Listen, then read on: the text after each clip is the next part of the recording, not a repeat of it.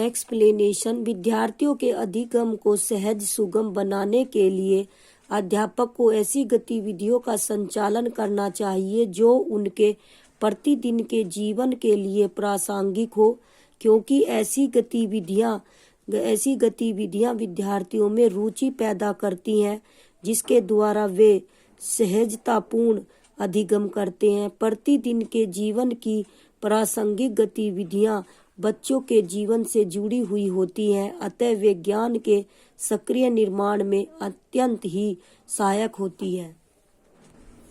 Question 27। विद्यार्थियों में समालोचनात्मक चिंतन का विकास किस प्रकार सहज सुगम किया जा सकता है? ऑप्शन ए, संदर्भों में अधिगम के अनुप्रयोग के द्वारा। ऑप्शन बी, समकक्ष के स्थान पर कार्य को शीघ्र पूरा करने के लिए प्रतियोगिता करवाकर। ऑप्शन सी, अध्यापक द्वारा दिए गए व्याख्यान का केवल सारांशीकरण करके। ऑप्शन डी, विषय वस्तु का कंठस्थीकरण और अध्यापक का निष्क्रिय अनुकरण करके। इसका आंसर होगा ऑप्शन ए, संदर्भों में अधिगम के अनुप्रयोग द्वारा।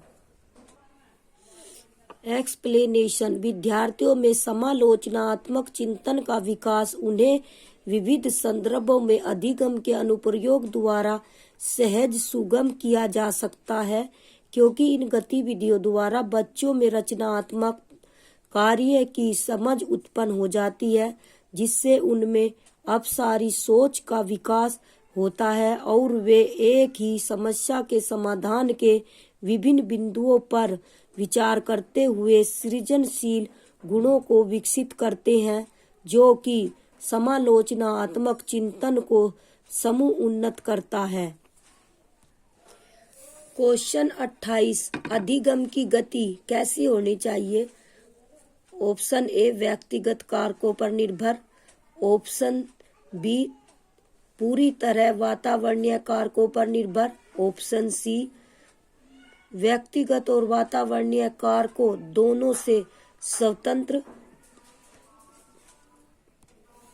ऑप्शन डी, व्यक्तिगत और वातावरणीय कारकों की पारस्परिक क्रिया पर निर्भर है। इसका आंसर होगा ऑप्शन डी।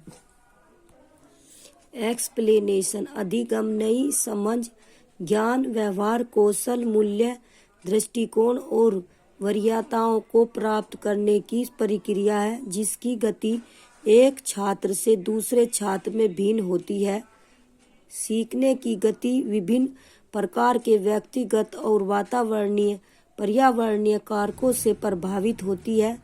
व्यक्तिगत कारक में थकान, ऊब, परिपक्वता की प्रक्रिया को प्रभावित